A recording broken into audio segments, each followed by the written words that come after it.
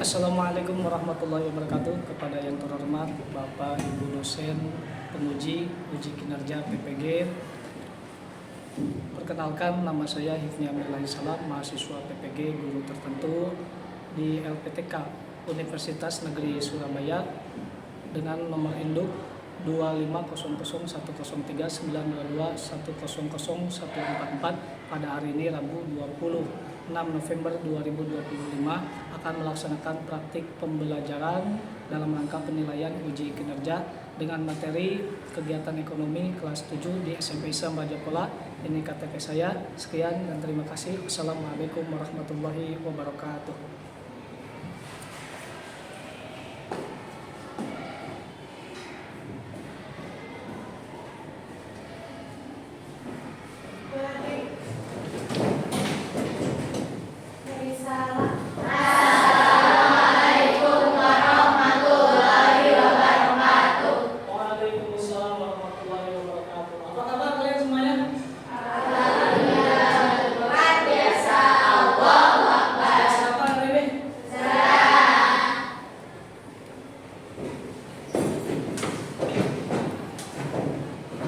Sebelum mulai, silakan dicek dulu kebersihan kelasnya.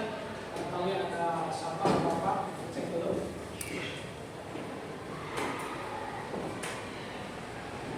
Sudah? Semuanya sudah bersih? Sudah. Kalau sudah bersih, kita berdoa terlebih dahulu. Silakan ketua kelasnya dipimpin untuk berdoa. Sebelum belajar kita berdoa terlebih dahulu.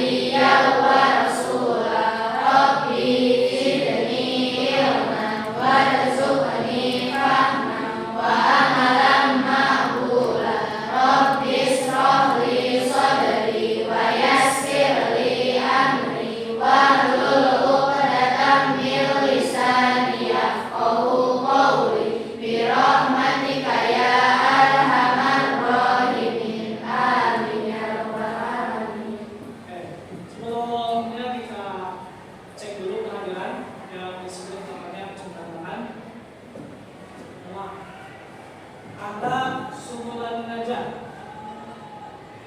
Aira Sipa Fauzi, Azbar Aida Lutfi, Tina Rusdianti,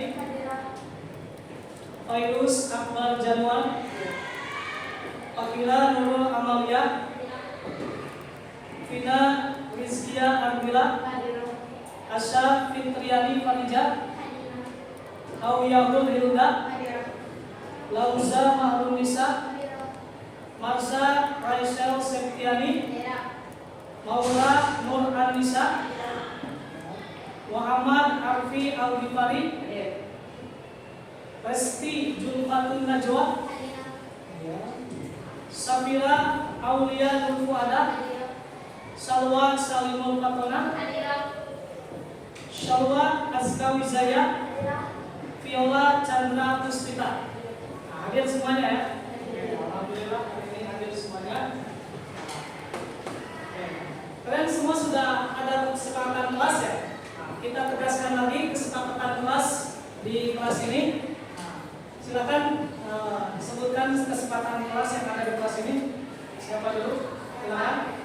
Mendengarkan penjelasan dulu dan tidak berbicara tanpa yang berbicara. Oke, terus.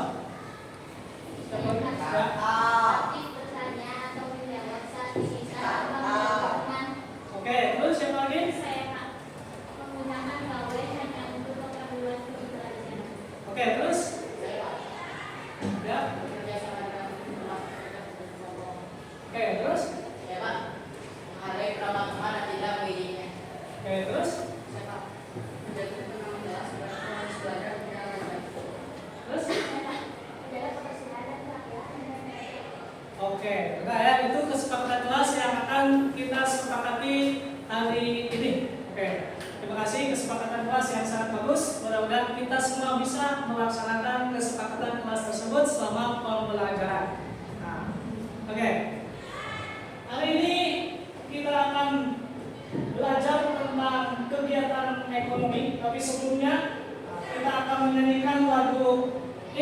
siap usahakan dulu untuk menanamkan rasa nasionalisme di dalam diri kita masing-masing. Silakan dipimpin oleh salah satu siswa. Semuanya berdiri.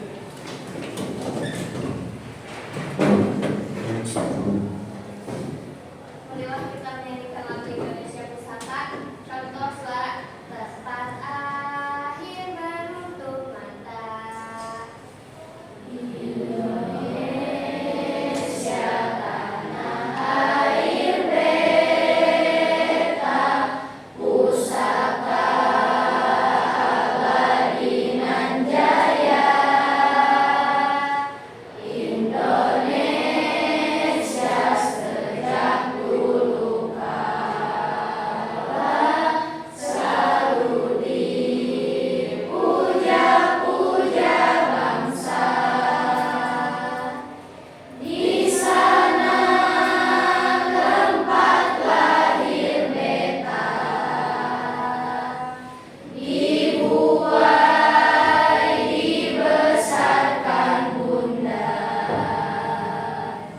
Tempat berlindung di hari tua, sampai akhir menutup mata. Terima kasih, silakan duduk kembali. Nah, pada pertemuan sebelumnya Bapak telah menjelaskan bahwa hari ini kita akan belajar tentang kegiatan ekonomi. Sudah dibawa peralatan yang Bapak suruh? Sudah. Bagus. Ya. Kita mulai dari pertanyaan, dari sebuah pertanyaan. Siapa di sini yang pernah membantu orang tua membeli beras? Kasih kata yang pernah. Oh ya, pernah ya? Pernah. Apakah ketika kalian membeli beras, harga beras itu selalu naik dan turun? Oh, selalu naik dan turun. Bagaimana aktivitas ekonomi atau aktivitas manusia dalam pemenuhan kebutuhan? Seperti apa? Ya, gimana? Yang pertama ada produksi. Ya. Manusia melakukan kegiatan produksi untuk menghasilkan barang seperti makanan dan jasa seperti pendidikan. Yang kedua ada distribusi. Dalam menghasilkan barang dan jasa, manusia melakukan distribusi untuk menyalurkannya kepada pihak yang membutuhkannya. Yang ketiga ada konsumsi. Setelah manusia melakukan kegiatan konsumsi untuk memenuhi kebutuhan seperti makan. Ya, oke, terima kasih. Lausa, bagi tepuk salut dulu untuk Lausa. Tepuk salut.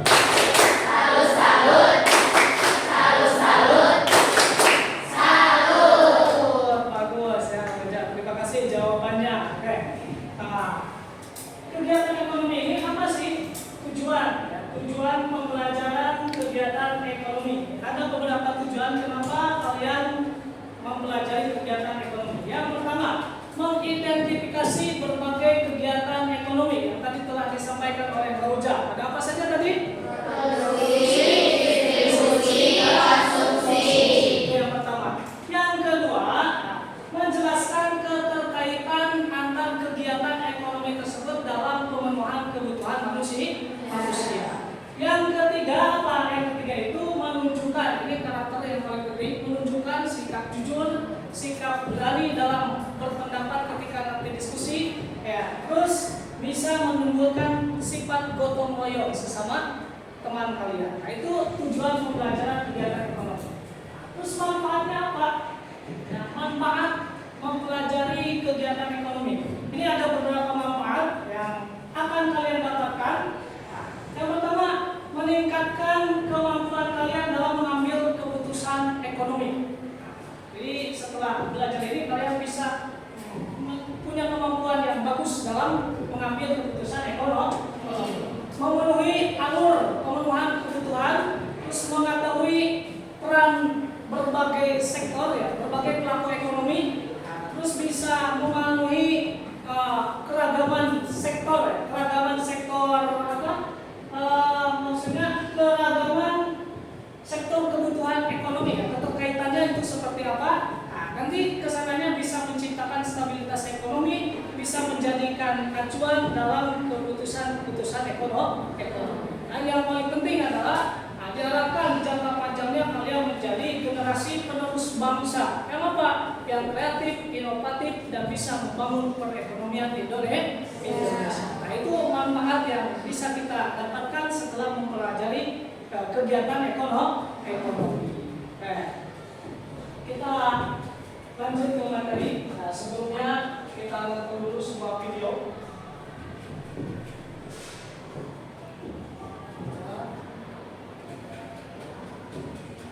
Ini silakan disimak videonya. Beberapa waktu yang lalu. 14. Biasanya berapa, Bu? Biasanya 12. 12, sekarang dijual 14 itu termasuk tapi Mas. kalau yang menengah? Yang menengah? Yang menengah itu kalau 16, 15, 18. Yang premium dijual berapa, Bu? 7. 17.700 juga. Kendati harga beras di tempat lain, tetapi tidak mempengaruhi omset penjualan. Meskipun ada sejumlah pembeli yang protes, namun ini tidak mengurangi pembelian. Tim Liputan Indonesia.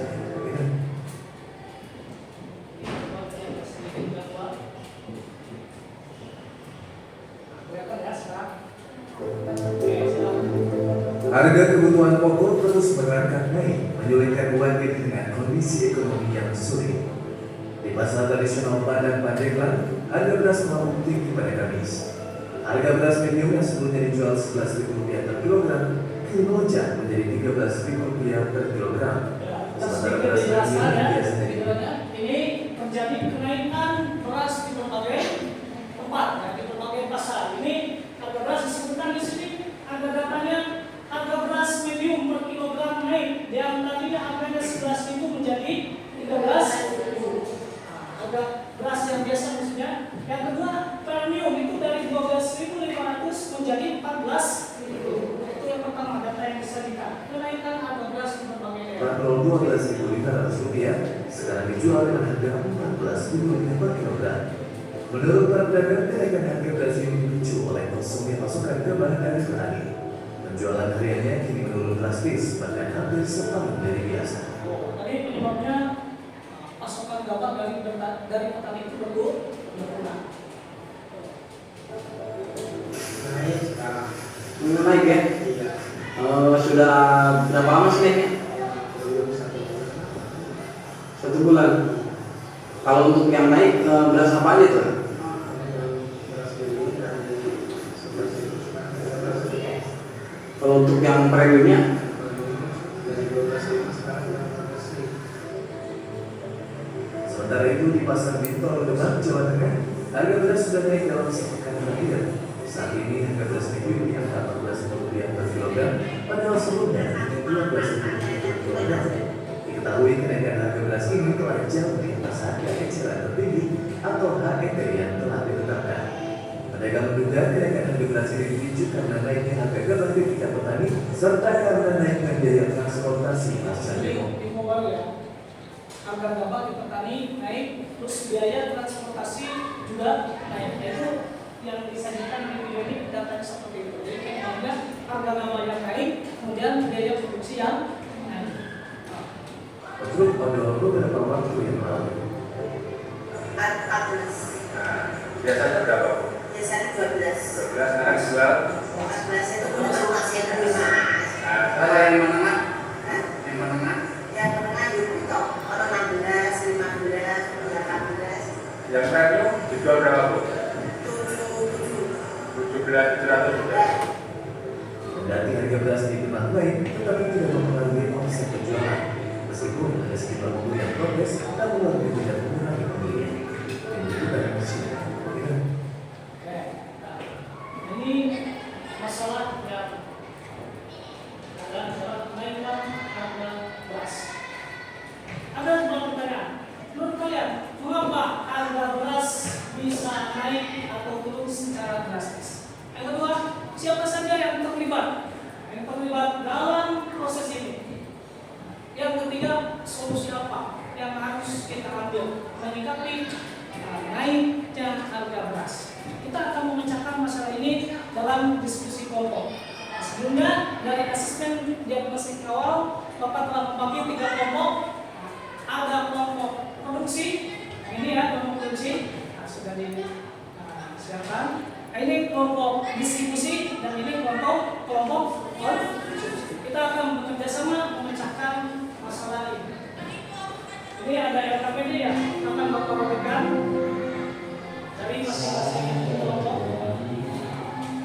Silakan kalian ada HP boleh dipakai untuk referensi.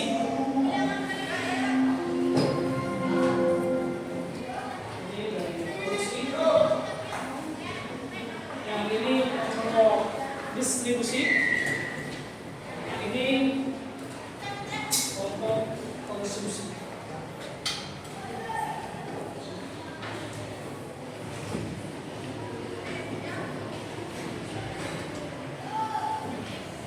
Jadi kalau ada yang tidak mengerti tentang LKPD, bisa minta penjelasan ke Bapak. Silakan.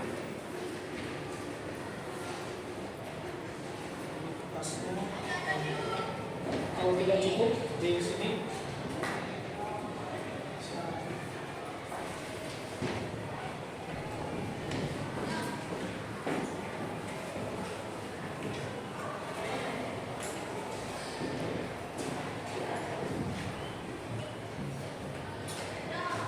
Silakan bekerja, saya bekerja sama dengan kelompok dikerjakan. Bisa dilihat. Itu LKPD-nya. Di ini dijawab di atas sampai sini ya, dijawab. Jadi ada struktur semua atau jelas naik dan turun, menganalisis itu analisis peran dan masalah dalam beras masalah utama itu menjawab masalah utamanya. Tapi ini dari sisi produsen, dari sisi produsen. Tapi nanti kalian cari kenapa beras bisa naik dan turun drastis. Perspektif dari produsen dan siapa saja yang terlibat dalam proses ini. Nah, apa yang membuat nasi kita yang kita makan setiap hari menjadi atau sebenarnya ini dilihat dari perspektif produsen. Ini ada tadi dicari jawabannya dan satu orang itu membuat infografis. Bahasanya infografis silakan kalian lakukan. Ya, satu orang bagi kalian bagi siapa yang jadi karena ya nanti hasilnya itu jadi infografis. Jadi salah seorang di antara kalian silakan tunjuk siapa yang bagian bikin infografis atau mind map atau project. Nah, silakan nanti ditunjuk. Gimana? Ada yang tidak mengerti? Oke, ini dijawab di pertanyaan ini. Yang ini dulu jawabnya. Ini mengapa harga beras bisa naik atau drastis? Ini perspektif daripada distributor. Jadi dilihatnya fokus ke yang distributor. Terus ini sama siapa saja yang terlibat? Kita berarti sebenarnya apa yang membuat nasi yang kita makan setiap hari menjadi mahal atau murah? Dari distributor itu apa kendala penyebabnya apa dari distributor? Jadi fokus yang kalau fokus ke distributor. Yang ini silakan nanti dicari saja jawabannya. Menggunakan media. Nanti salah satu di antara kalian ada yang buat infografis ya. Dia yang satu fokus infografis. Silakan dilihat ya. Kalau tidak ada yang mau lagi, boleh kita lagi. Jadi silakan. Jadi dicari dulu jawabannya mengapa harga beras bisa naik. Perspektif dari konsumen dan kebijakan pengusahaan. Terus ke sini. Jadi harga beras ini bisa dilihat itu bisa dari distributor, bisa dari produsen, bisa dari konsumen. Jadi produsen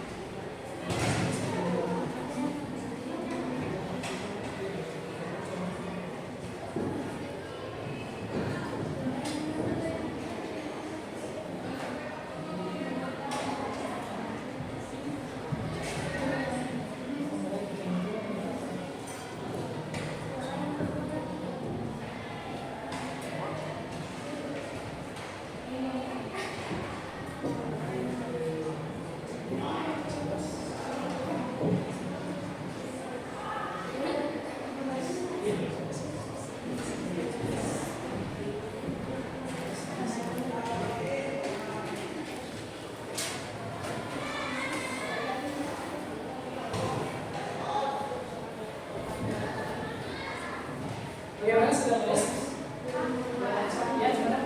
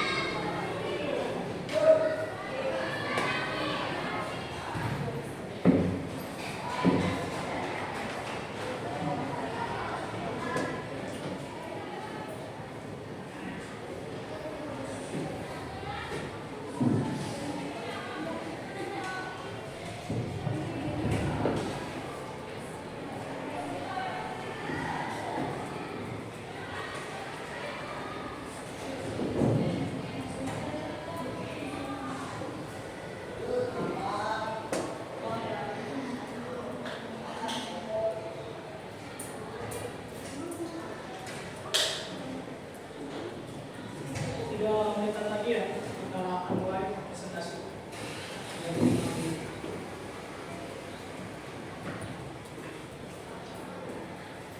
Jadi presentasi mulai dari kelompok konsumsi, dari kelompok produksi disusul oleh kelompok distribusi, nanti terakhir kelompok konsumsi. Presentasi susunannya seperti itu.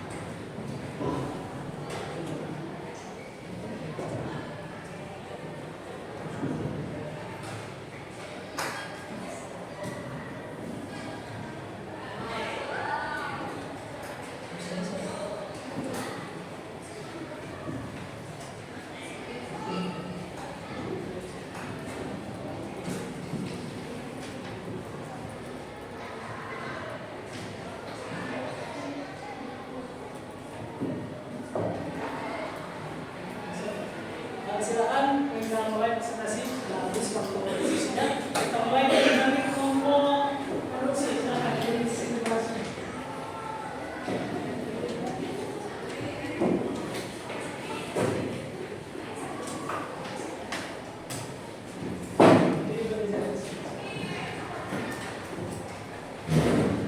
Semuanya mau diperhatikan presentasi dari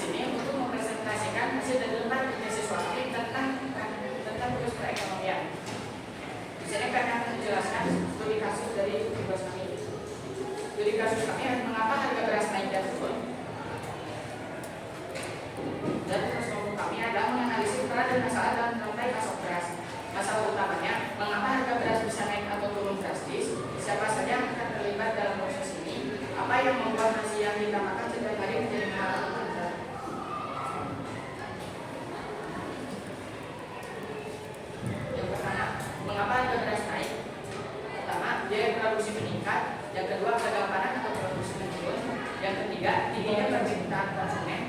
Yang keempat, biaya distribusi dan logistik naik. Yang kelima, kebijakan pemerintah. Dan yang keenam, spekulasi pedagang besar.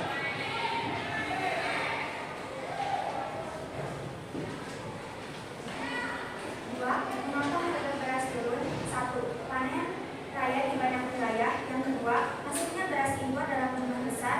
Yang ketiga, operasi pasar dan bantuan pemerintah. Yang keempat, permintaan menurun. Yang kelima, distribusi lancar atau logistik murah. Yang ketiga, apa saja yang terlibat dalam proses ini? Yang pertama, pendataan keberhasilan menghasilkan rumah dan menentukan harga awal. Yang kedua, penggunaan mengumpul, membeli hasil panen dan mengendalikan stok. Yang ketiga, pemilihan panen, pengolahan limbah menjadi beras dan menekan distributor. Yang keempat, perdagangan melalui distributor, menyalurkan ketersediaan makanan atau pengelola stok. Yang keempat, kelima, penerima buah atau pembelian kebijakan impor, subsidi operasi pasar, pengelolaan cadangan. Yang keenam, khawatir mengirim beras dari luar negeri menambah pasokan. Perdagangan pasar atau trade menentukan harga jual konsumen. Delapan, mengatur masyarakat permintaan dengan naik turun harga. Yang kedelapan, perusahaan transportasi dan logistik biaya distribusi mempengaruhi harga tingginya. Apa yang membuat nasi yang kita makan setiap hari menjadi mahal atau murah? Harga nasi yang kita makan setiap hari menjadi mahal atau murah dipengaruhi oleh berbagai faktor produksi, pasokan, dan permintaan pasar serta kebijakan pemerintah. Johnson dan Sutari sebagai produsen dalam kegiatan ekonomi menghasilkan pangan dan bahan baku, memasok pasar lokal dan ekspor, menciptakan lapangan kerja, menyumbang PDB, menjamin ketahanan pangan, mempengaruhi stabilitas harga, dan mendorong nilai tambah dalam pengelolaan. Dan yang kunci bagi rantai pasok dan pembangunan ekonomi.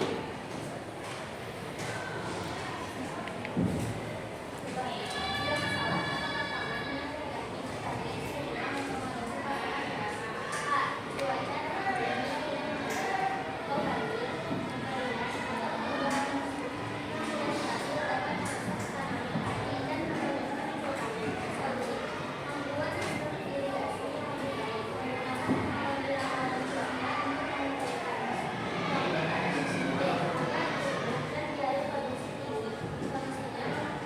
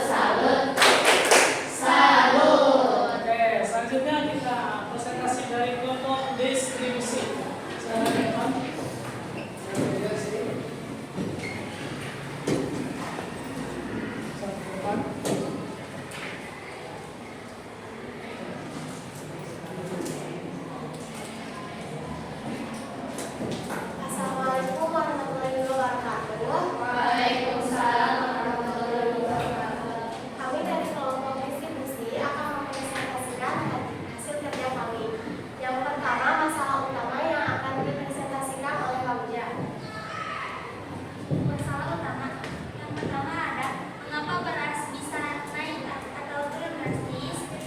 Yang kedua, siapa saja yang terlibat dalam proses ini. Yang ketiga, apa yang membuat nasi yang kita makan setiap hari menjadi mahal atau murah?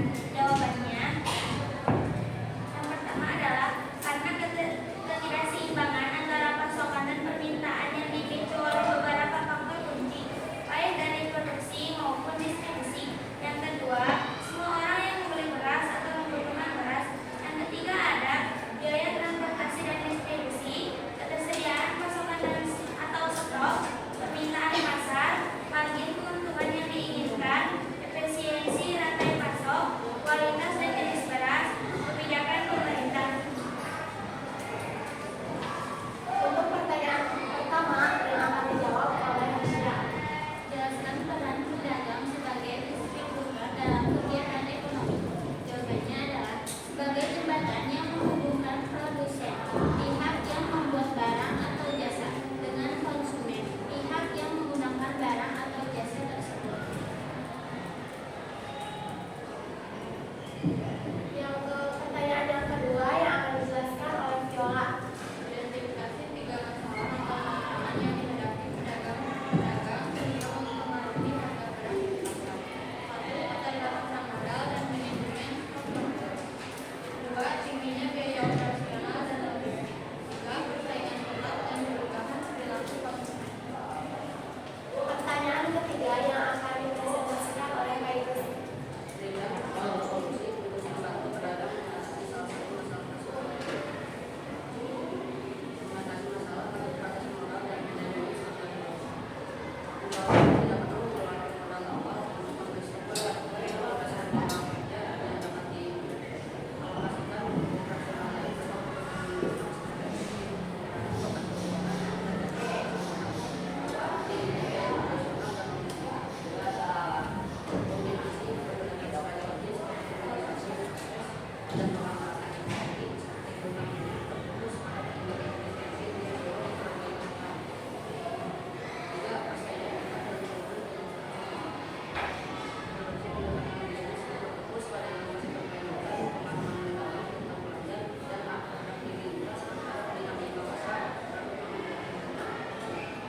Silakan ada yang mau bertanya tentang presentasi yang kami sampaikan.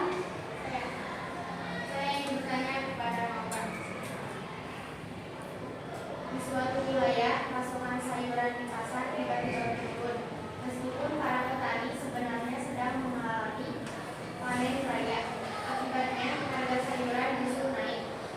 Berdasarkan kondisi tersebut, analisisa bagaimana peran pedagang sebagai distribusi dan kenaikan harga meskipun produksi tidak mengalami masalah mendasar sebenarnya.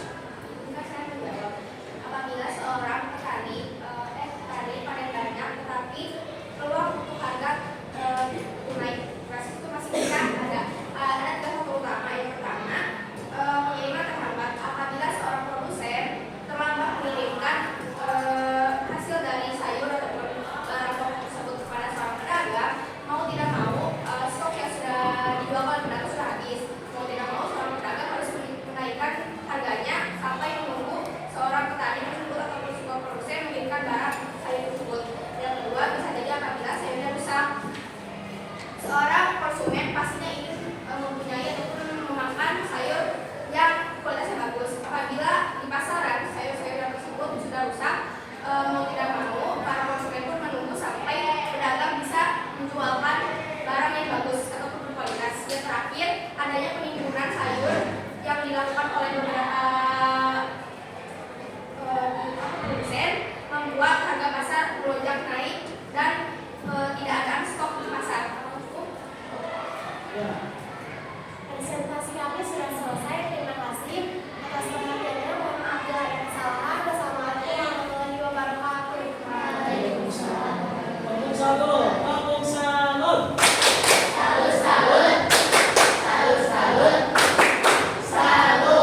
Oke, kita presentasi yang terakhir dari kelompok konsumsi.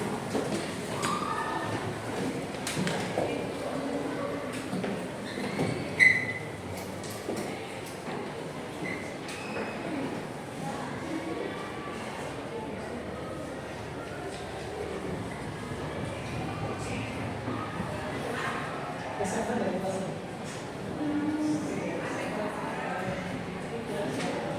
Assalamualaikum warahmatullahi wabarakatuh. Waalaikumsalam warahmatullahi wabarakatuh. Kami dari kelompok konsumsi akan mempresentasikan diskusi kami.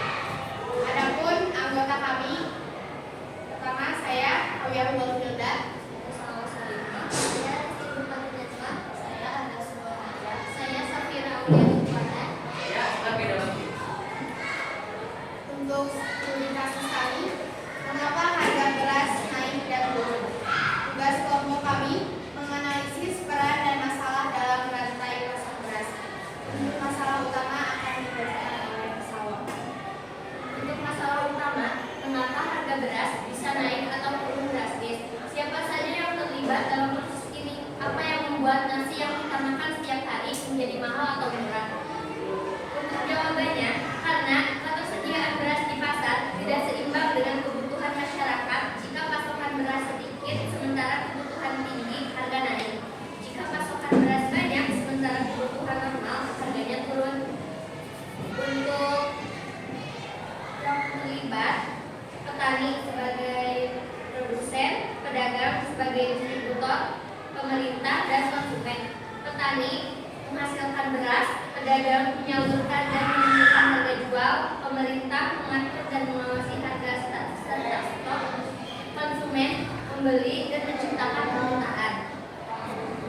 Dipengaruhi oleh harga beras di pasar, biaya distribusi, ketersediaan beras, dan tingkat permintaan masyarakat. Semakin tinggi harga beras dan permintaan, nasi semakin mahal. Jika stok beras banyak dan harga stabil, nasi menjadi murah.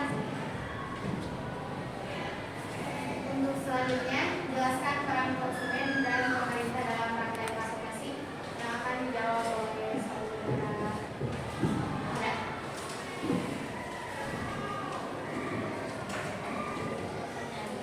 Jelaskan peran konsumen sebagai pelaku konsumsi dalam kegiatan ekonomi. Konsumen berperan karena membeli dan menggunakan barang atau jasa.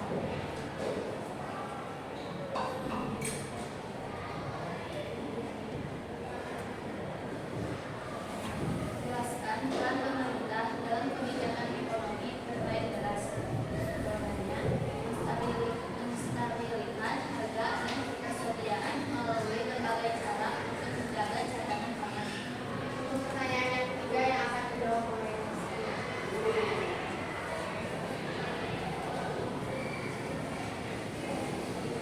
Identifikasi 3 masalah yang dihadapi konsumen atau pemerintah terkait beras. 1. Ketidakstabilan harga. 2. Fluktuasi produksi. 3. Masalah mutu.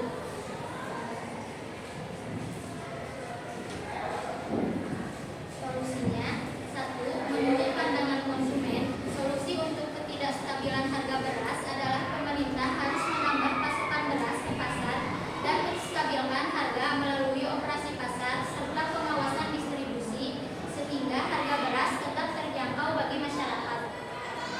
2. Untuk mengatasi fluktuasi produksi atau naik turunnya hasil panen, solusi yang diterapkan pemerintah berfokus pada peningkatan produktivitas dan pengelolaan sumber daya.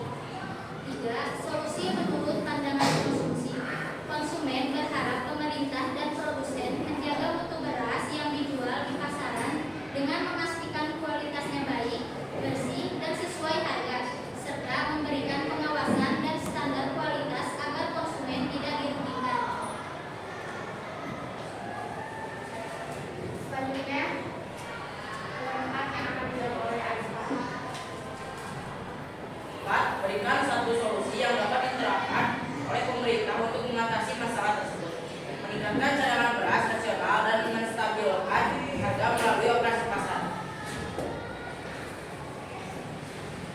Untuk selanjutnya sesi pertanyaan. Jika kalian ingin bertanya, silakan. Sebuah daerah, harga beras tiba-tiba dari sangat tinggi. Dalam DKI sebenarnya baru saja panen, tapi stok beras di pasar tetap sedikit. Pemerintah menerima laporan bahwa ada beberapa pedagang besar yang menjual beras jual saat harga naik. Jika kamu menjadi pemerintah, jangan apa yang harus dapat dilakukan untuk menstabilkan harga beras. Baik, izinkan saya menjawab.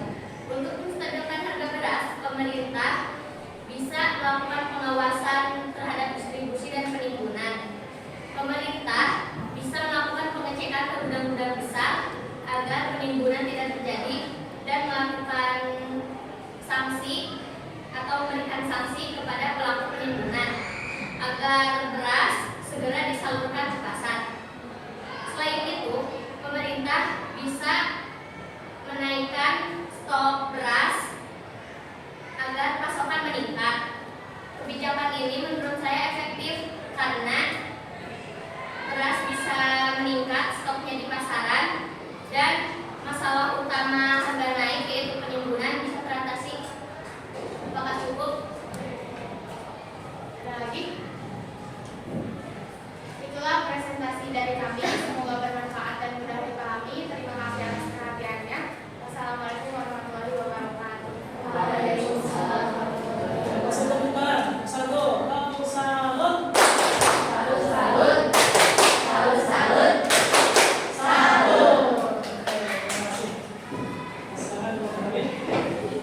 Semuanya sudah melakukan presentasi dari masing-masing kelompok, sudah bisa memahami, sudah bisa menjawab masalah yang disajikan di awal. Ini masalah-masalah yang tadi harga beras yang bisa naik turun, siapa saja yang terlibat, dan solusi agar harga beras bisa stabil kembali sudah dijawab semuanya. Sekarang Bapak akan mengasih penguatan konsep saja ini. Ada kegiatan ekonomi. Kegiatan ekonomi itu kegiatan yang dilakukan oleh masyarakat untuk memenuhi kebutuhan masyarakat tersebut. Ada 3 jenis kegiatan ekonomi yang tadi telah disebutkan. Tadi apa saja kegiatan ekonomi itu? Ya, ada 3. Apa itu produksi? Produksi itu apa? Adalah kegiatan membuat menghasilkan barang atau jasa ataupun kegiatan produksi disebut produsen.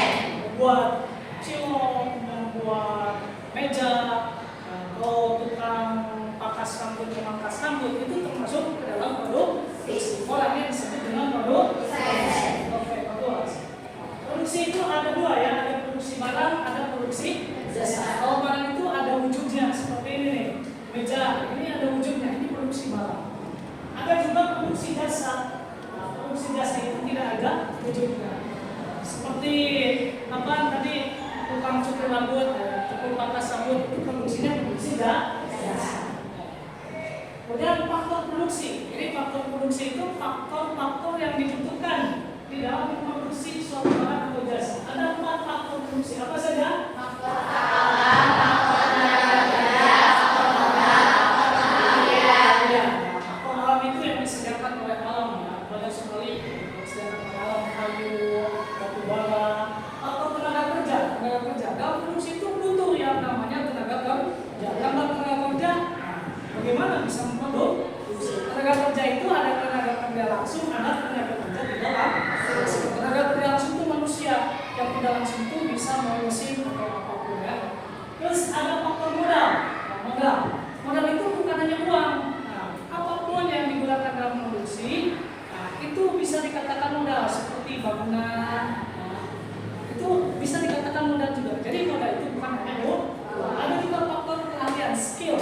Tanpa skill, bagaimana bisa memproduksi suatu barang? Ini faktor-faktor produksi. Ya, ada distribusi. Distribusi itu apa? Kegiatan menyalurkan hasil produksi kepada konsumen. Pelaku distribusi disebut distributor. Ini menyalurkan barang kepada konsumen. Disalurkan. Namanya yang menyalurkan itu adalah distributor.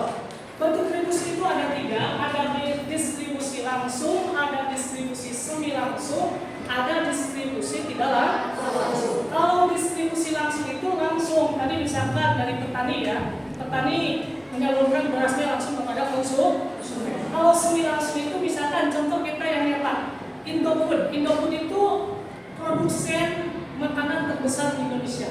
Menyalurkannya itu melalui Indomaret. Indomaret itu toko yang dibikin oleh Indofood. Jadi perusahaannya masih milik Indofood. Nah, disalurkan oleh Indomaret, tapi Indomaret langsung konsumen. Nah, itu namanya distribusi sembilan. Ada distribusi tidak langsung. Kalau tidak langsung itu, contohnya petani menyalurkan berasnya itu kemana? Ke pasar, terlebih dahulu ke pasar dulu, dijual ke pasar dulu, nanti di pasar yang mendistribusikannya itu distribusi tidak langsung.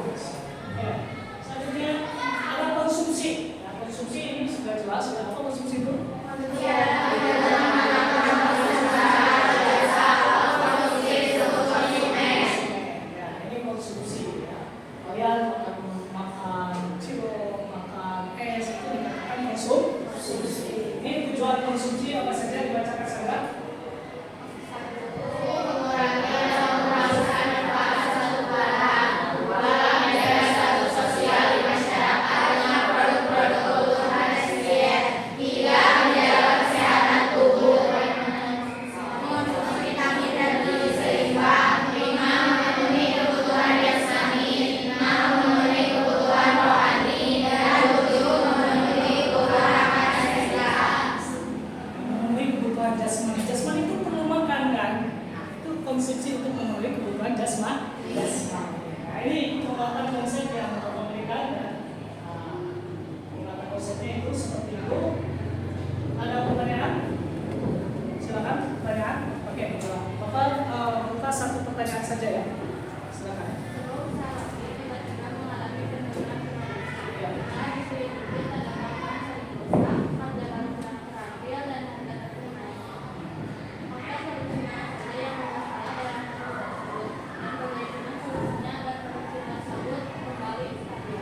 Ya, ini ada tiga masalah. Pertama, open rusak itu berarti open itu kapital atau modal. Berarti open harus diservis atau diperbaiki. Yang kedua tadi tenaga kerjanya tidak terampil. Yang tidak terampil ini faktor tenaga kerja. Berarti tenaga kerjanya harus di-upgrade skillnya, diberikan pelatihan atau pelatihan supaya tenaga kerja itu bisa naik. Yang ketiga itu harga bahan bakunya. Bahan bakunya itu kan mahal. Bisa mencari alternatif bahan baku yang mahal. Oke, itu sebenarnya satu pertanyaan saja. Oke, itu alhamdulillah kita telah mempelajari tentang kegiatan ekonomi. Kita refleksikan. Sekarang kita refleksikan. Ini ada beberapa lembar refleksi yang akan disebutkan isi sama kalian. Beberapa isinya isi oleh masing-masing kalian. Isi satu-satu. Satu-satu. Silakan diisi.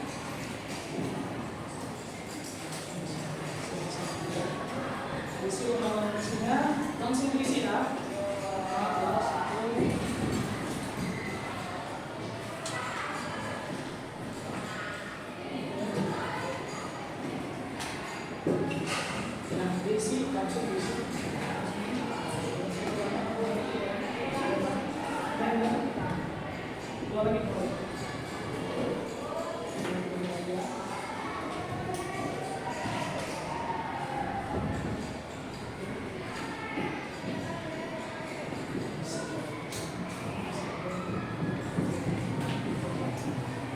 Kita isi 2 menit ya, 2 menit isi refleksi. 2 menit beres ya isi refleksi. Jadi refleksinya bagaimana pengalaman belajar kalian ini yang akan membosankan tentang apa yang sudah dipahami atau yang belum dipahami dari materi kegiatan ekonomi, apa yang harus dilakukan ke depan agar pembelajaran kali ini bermanfaat. 2 menit ya.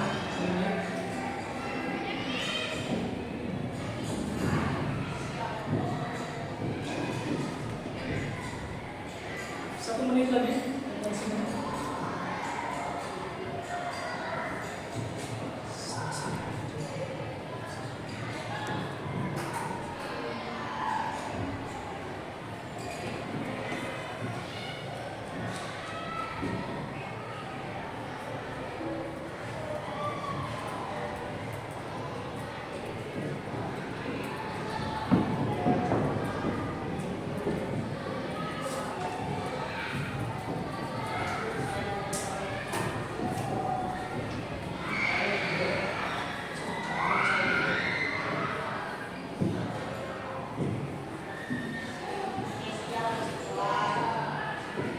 Oke, satu orang menjawab, silakan.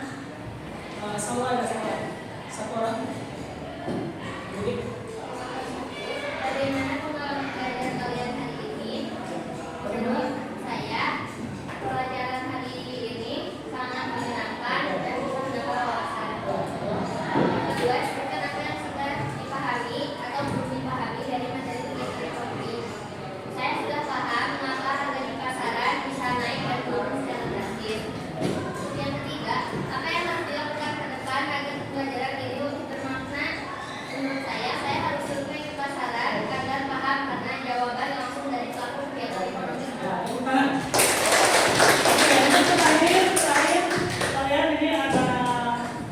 ada apa? Proyek yang harus nanti kalian lakukan ya setelah pembelajaran hari ini. Ini kalian proyeknya itu membentuk suatu usaha, membuat produk, menawar makanan atau kerajinan, kemudian memasarkannya dan melaporkan kepada Bapak. Nanti ya, kalian itu harus membuat produk apa? Ya, produk apa yang akan kalian bikin? Terus cara masarkannya seperti apa? Nah, nanti dibikin laporan. Ya, laporannya nama produknya apa, bahan dan berapa, harga jual dan keuntungannya berapa, terus respon konsumen apa, hambatan yang dihadapi saat memasarkan produk dan pembelajaran yang bisa diperoleh. Nah, ini proyek ke depan yang akan kalian lakukan supaya kalian bisa memahami kegiatan ekonomi. Oke ya, itu nanti proyeknya dikerjakan. Ya, itu nanti dilakukan kepada Bapak di pertemuan yang akan datang. Oke. Baik, anak-anakku sekalian, untuk hari ini pelajaran kegiatan ekonomi cukup sekian. Terima kasih untuk waktunya. Nah, Bapak terus memberikan motivasi kepada kalian belajar dengan sungguh-sungguh supaya kalian bisa menjadi generasi penerus bangsa yang aktif, kreatif, inovatif sehingga di masa yang akan datang kalian bisa membangun perekonomian Indonesia lebih maju, bisa bersaing di kancah global. Terima kasih. Kita akhiri dengan doa. Mudah-mudahan apa yang kita pelajari bermanfaat buat kita semua. Assalamualaikum warahmatullahi wabarakatuh.